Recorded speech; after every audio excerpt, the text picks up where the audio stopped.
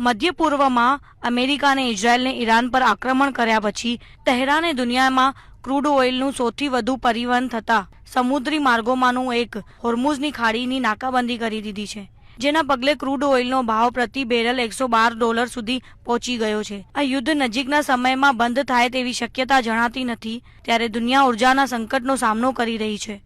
આ ઉર્જા સંકટનો સામનો કરવા માટે દુનિયામાં કોરોના મહામારી પછી ફરી એક વખત લોકડાઉનની સંભાવના વધી ગઈ છે. જી હા, આંતરરાષ્ટ્રીય એનર્જી એજન્સીએ દુનિયાના દેશોને એનર્જી લોકડાઉનના નામે 10 મુદ્દાનો પ્લાન જાહેર કર્યો છે, જેમાં દુનિયાના દેશોની સરકારને પેટ્રોલ ડીઝલનો વપરાશ ઘટાડવા ભલામણ કરાઈ છે. IEA દુનિયાની સરકારને વાહનોના પરિવહન માટે ઓડ ઇવન નિયમ, હાઈવે પર સ્પીડ લિમિટ લાગુ કરવા, હાઈવે પ્રવાસોમાં કાપ મૂકવા, લોકોને ઘરેથી જ કામ કરવા અને રસોઈ માટે ઇલેક્ટ્રિક ગેજેટ્સનો ઉપયોગ કરવા જેવા પગલાં લેવાના સૂચન કર્યા છે.